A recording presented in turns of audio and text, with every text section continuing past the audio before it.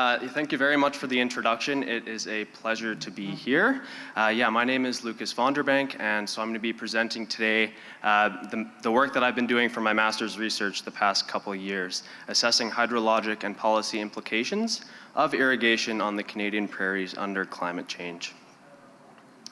And so before I begin, I'd just like to take this opportunity to acknowledge that in giving this presentation this morning, I am a guest on Treaty 7 land, the traditional territories of the Stoney Nakoda, Tsuut'ina First Nation, and the Blackfoot Confederacy, and home to the Métis Nation of Alberta, Region 3. I'd also like to acknowledge that the study area for my research, the Saskatchewan River Basin, encompasses the traditional territories of Treaties 7, 6, 4, 5, and 10, and the homelands of the Métis Nation of Alberta, Métis Nation Saskatchewan, and the Manitoba Métis Federation.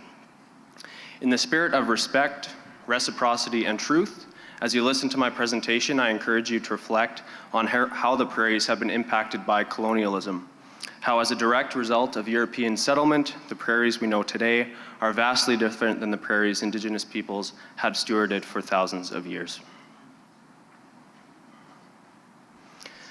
Okay, so this is going to be a bit of a repeat, but as all of us know here, agriculture is clearly dominant on the prairies, containing 83% of Canada's total farmland.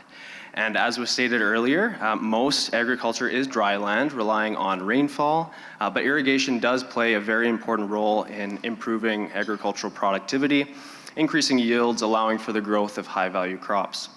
So again, to put it into perspective, as was stated, only 4.4% of cultivated land in Alberta is irrigated, but that small portion of land accounts for 27% of primary agricultural sales.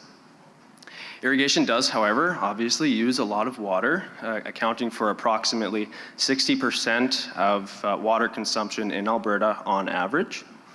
And of course, as we all know, irrigation is expanding. Recent announcements by the government of Alberta set to significantly improve the efficiency of the irrigation networks in here, allowing for the addition of up to possibly 230,000 irrigated acres. And likewise in Saskatchewan with the Lake Diefenbaker expansion project, adding close to 460,000 irrigated acres. So irrigation is clearly important on the prairies and is set to become increasingly prevalent. And so most irrigation, both current and proposed, occurs in the Saskatchewan River Basin, as shown on the slide here. And so shown in yellow on the southwest corner of the basin are the irrigation districts here in Alberta. And in Saskatchewan, we see the irrigation districts clustered between Lake Diefenbaker and Saskatoon. And so most water for the districts is sourced from surface water, primarily from the Oldman, Bow, Red Deer, or the South Saskatchewan River. And so an important characteristic of the basin is, and as was stated earlier, is that it's transboundary, crossing the 3 prairie provinces and dipping into the United States. And so because of this, there are agreements in place to govern and monitor the sharing of flow between upstream and downstream stakeholders. And so one of these agreements is the Master Agreement on Apportionment, which deals with the sharing of flow between the 3 prairie provinces. And so signed in 1969, its 2 main requirements surrounding water quantity are first that 50% of the natural flow on the transboundary rivers must be passed from Alberta to Saskatchewan, and likewise from Saskatchewan to Manitoba. The other being a minimum flow requirement of 42.5 cubic meters per second, or 1,500 CFS, on the South Saskatchewan River at the Alberta border. And so because of changing patterns of water use and the impacts of climate change, the viability of the Master Agreement has been called into question in recent years and is the subject of ongoing research. So notable stakeholders in the basin are also obviously the many First Nations communities located throughout, as shown in green on the map here. And so given the high water demands of the irrigation districts for First Nations communities located near or downstream of the districts, the availability of their water supply from the rivers is in one way or another linked to the overall supply and demand of irrigation water. So to assess future water security of these First Nations, it's therefore necessary to understand how and to what extent irrigation might impact the quantity and timing of flow on the major rivers. And so adding to uncertainty in future water security is, of course, climate change. So this slide shows a projected change in temperature and precipitation throughout the basin in the coming decades, and based on the Cordex climate data set. And so what we see on the left figure, the projected change in temperature, we're expecting to see increased temperature throughout the basin in all seasons. Looking at precipitation, however, it's quite a bit more variable. In some cases, we see increased precipitation, specifically in spring. But notably, we see reductions in summer precipitation, particularly in the southwest corner of the basin, where, of course, the irrigation districts are located. So as summers become both warmer and drier, the demand for water for irrigators and other stakeholders is likely to increase, pointing to the question of whether or not there will be enough water in the rivers to support this demand. So the rationale for my research was, after reviewing the literature, I found a clear gap in studies that account for climate change, that model Alberta and Saskatchewan irrigation in tandem, and critically, that dynamically simulate hydrology. We therefore need to improve our understanding of the joint impacts of irrigation and climate change on the prairies. So therefore, the objective of my research was to develop a hydrologic model of the Saskatchewan River Basin under climate scenarios to address the following 4 questions. So first, just at a high level, can irrigation withdrawals be adequately represented in a hydrologic model in the first place? Second, will there be enough water available to irrigate in the future? Third, what effect might irrigation have on First Nations communities? And finally, are the requirements of the Master Agreement on Apportionment at risk of being, being violated? Okay, and so to achieve my objectives, I used the HYPE hydrologic model developed by the Swedish Meteorological and Hydrological Institute. To model irrigation, I used the built-in module in HYPE, which I'll discuss in the coming slides. And to account for climate change, I used an ensemble of both temperature and precipitation forcing data. So diving into the irrigation module, it's based on the FAO 56 crop coefficient method developed by Allen et al. And the method essentially estimates the potential crop transpiration based on a reference crop ET and crop specific growth parameters. And so for my research, the first step was I defined 66 different crops commonly grown under irrigation on the prairies, predominantly in Alberta. And I defined the unique crop coefficients for each. And then so when the model is run at each individual time step, it first computes whether or not irrigation is required based on a specific moisture stress threshold. If it is required, the demand is then computed as the difference between the maximum and actual plant available soil moisture. A critical component of setting up irrigation in a hydrologic model such as HYPE is to compute the intersection area to estimate the fraction of land cover for each crop in each sub-basin. And so shown here, the first step was to compute the intersection area between the irrigation district, so here shown in yellow, and the sub-basins, and then compute the corresponding irrigated fraction of each sub-basin. So there is obviously error associated with this, but this is how you link irrigation to a hydrologic model such as this. So then that overall irrigated fraction was then further subdivided into each of the 66 different crops, just based on the average weighted area for each crop. And so irrigation expansion was accounted for in my model by adding in additional acres for the participating districts in Alberta over the coming years, and likewise by adding the Lake Diefenbaker expansion areas into my model as well. To account for losses associated with irrigation application, efficiencies of various irrigation methods were area weighted to come up with an overall application efficiency. And finally, losses associated with both seepage and evaporation, as was alluded to earlier, were accounted for through the estimation of regional network efficiency values based on both historic network data as well as the projected network improvements that we've seen in recent announcements. And so finally, for the climate scenarios, I used an ensemble of 11 projections from the NA Cordex climate data set, and I used the RCP 8.5 worst case emissions scenario.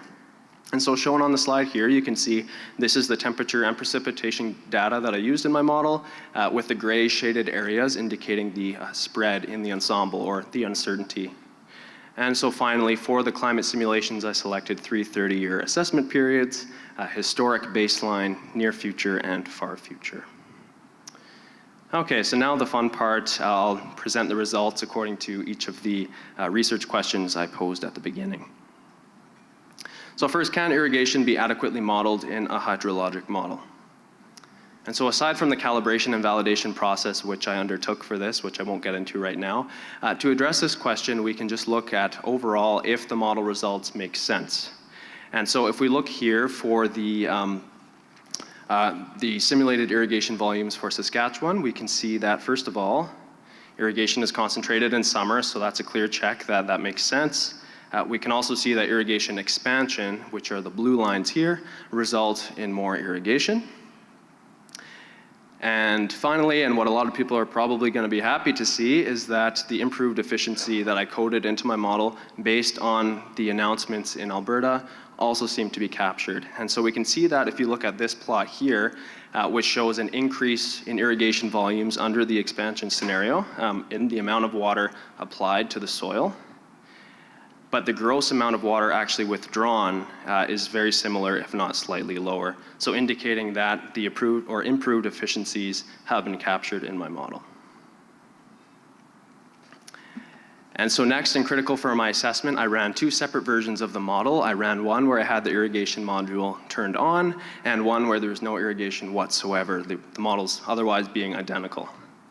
And so by comparing the flows throughout the basin between these 2 model scenarios, I was able to assess the irrigation-specific impacts on stream flow throughout the basin. And so this allowed me to assess the geographic variability throughout the basin, as well as the temporal variability showing the impact of climate change over time. Okay, so next, will there be enough water to irrigate in the future? And I promise I won't have a definitive answer. So to address this question, I analyzed the average annual hydrographs for the 3 assessment periods, both with irrigation, which are the solid lines in this graph, and without irrigation, which are the corresponding dashed lines. And so particularly relevant for irrigators and irrigation are acute low flow conditions during the growing season, as shown here for the Oldman River. What I also found is that these low flows appear to be worsening in the future with climate change. If we move a little further downstream, we see that these trends persist even further. So looking at the South Saskatchewan River at the Alberta border, similar trends. If we go way downstream at the mouth of the South Saskatchewan River, again, similar trends in worsening low summer flow conditions. And so next, by comparing flows with and without irrigation, I was also able to assess the relative share of the available water demanded and used by irrigation. So as shown here for the Oldman River, irrigation demands an increasingly dominant share of the available water supply, up to 80% during the peak growing season in the late century. And so the results on this slide and the previous slide paint a picture of potentially increased future water stress as the supply and demand of water become increasingly out of balance. And so ultimately, whether or not there will be enough water to irrigate is clearly a very tough one to answer precisely.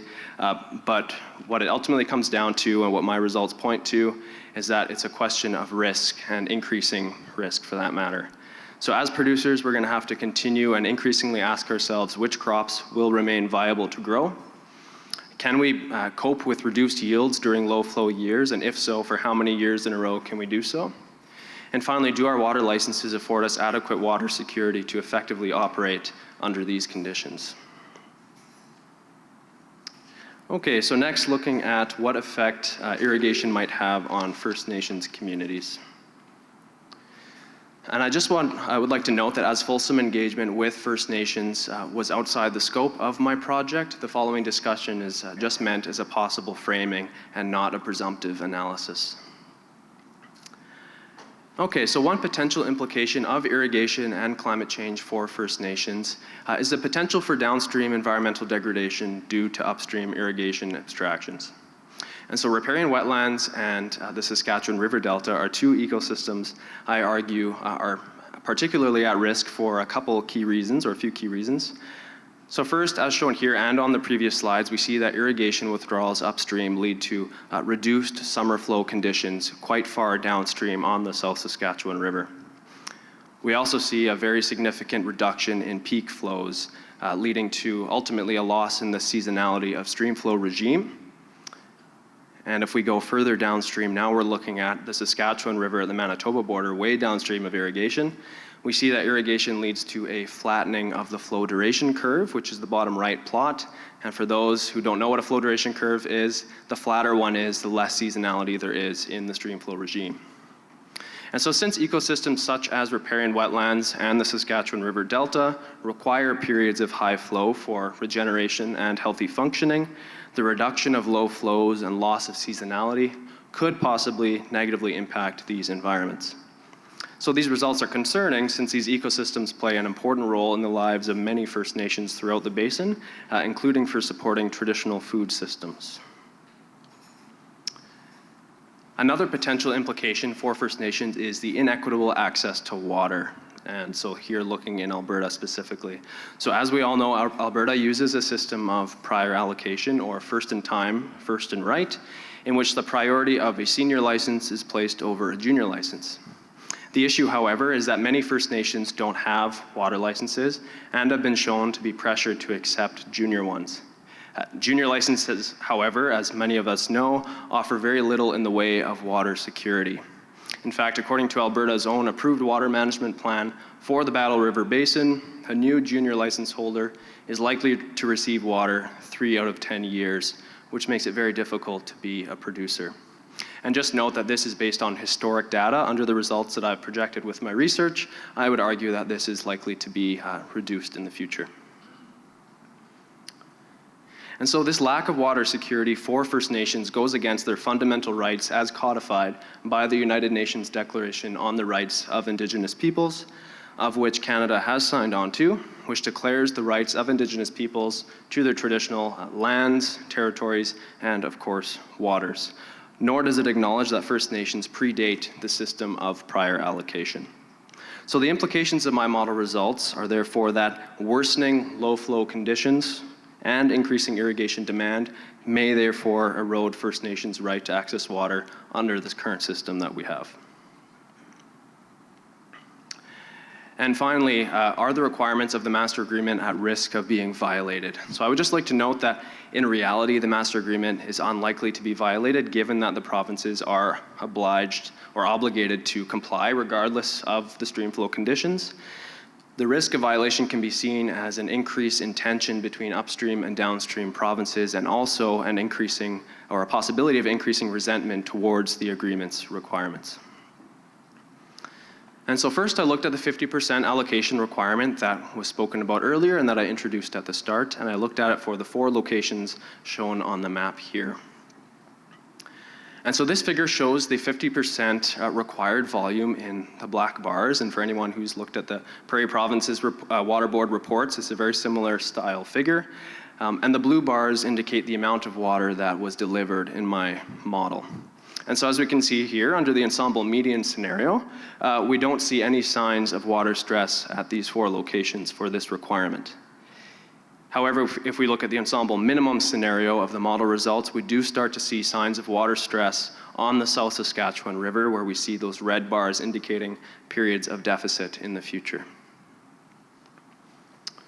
And next, looking at the minimum flow requirement of 42.5 cubic meters per second on the South Saskatchewan River, at the location shown on the map. This plot shows the non-irrigation affected flows in the black or dark gray bars, the irrigation affected flows in blue, and the minimum threshold is the red dashed line. So what the results show is that irrigation appears to skew the distribution of flows towards more low flows and becoming worse in the future, and leading to instances where this minimum threshold requirement is violated in some cases. If we look at the ensemble minimum scenario, this is increasingly evident, where we see a significant number of days either near or below this minimum flow requirement. Oops. So these results indicate that worsening low flow conditions on the South Saskatchewan River may warrant either the revision of the master agreement requirements perhaps, or strict enforcement to ensure that these minimum flow requirements are met as often as feasibly possible in the future. Okay, so just some key takeaways from my research to end. First, worsening low flow conditions during the growing season due to climate change may reduce the reliability of water supplies and correspondingly increase risk to irrigators. Second, prolonged downstream impacts of irrigation may cause an attenuation of peak flows and loss of seasonality, with implications for both riparian wetlands and the Saskatchewan River Delta. Third, during periods of worsening low flow, the system of prior allocation in Alberta may disproportionately affect First Nations. And finally, compliance with the Master Agreement on Apportionment may become increasingly challenging, specifically on the South Saskatchewan River, with compliance possibly coming at the cost of producer yields upstream. Thank you very much for listening, and if we have time, I'd be happy to take any questions.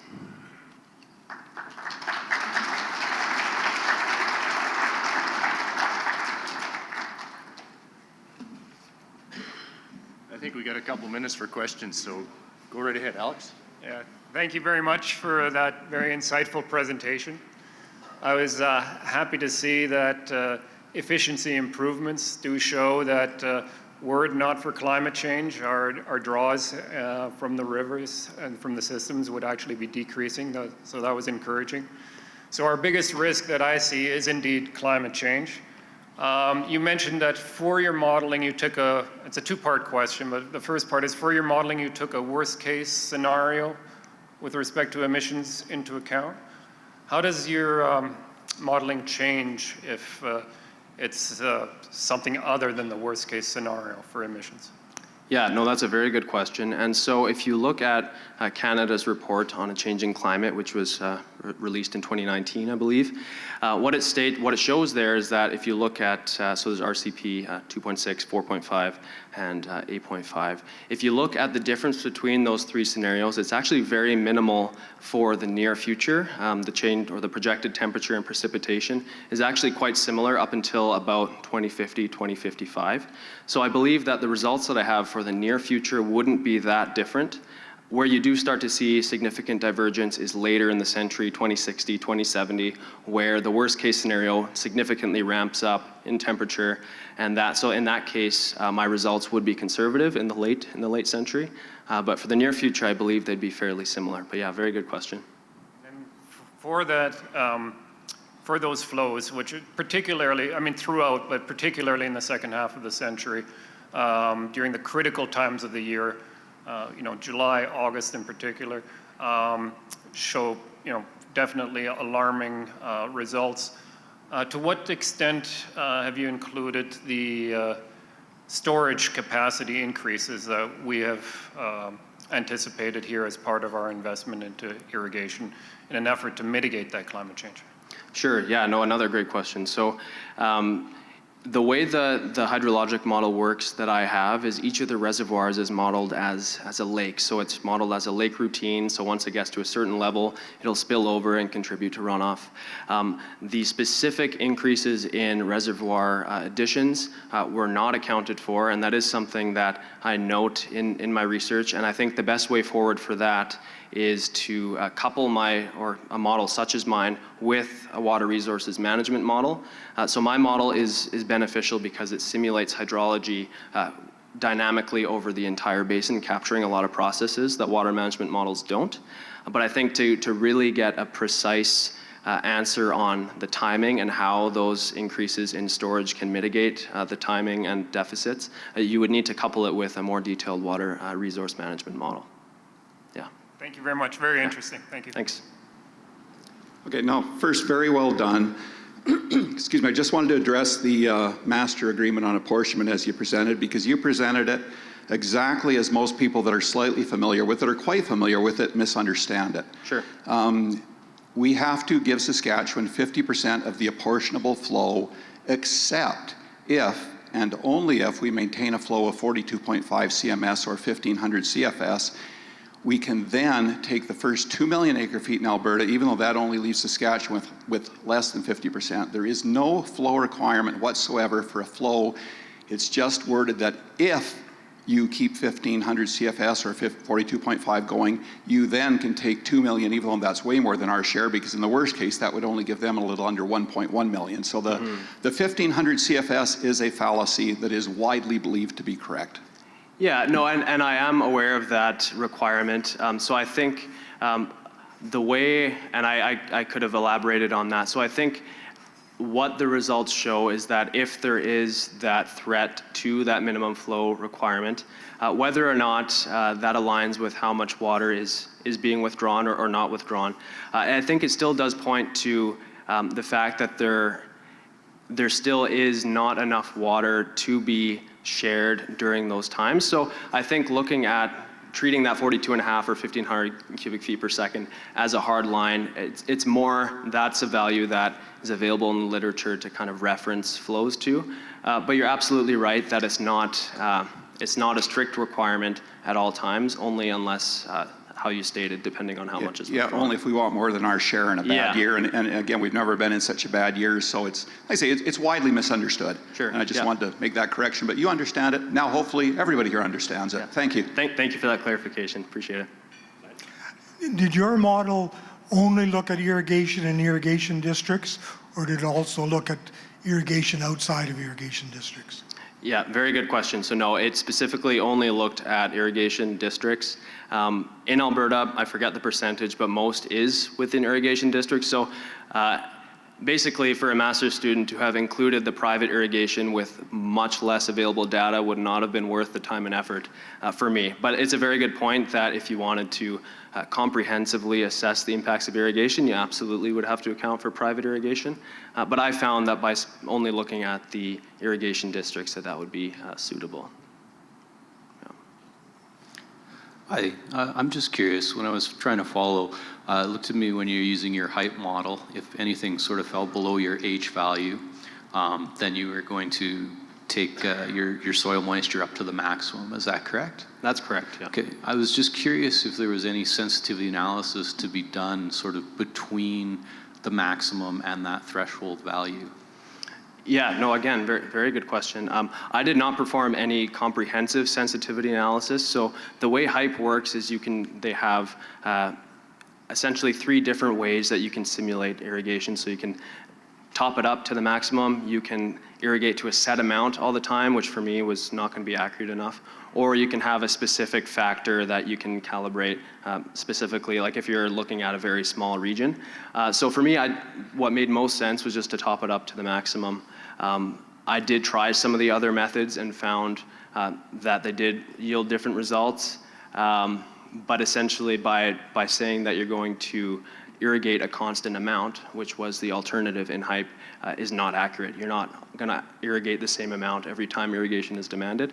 So I found it to be the most suitable option. But definitely, I think a follow-up study could be a comprehensive sensitivity analysis to see how that interplay with that threshold and the requirement for the top-up results in or affects the overall irrigation volumes. Yeah.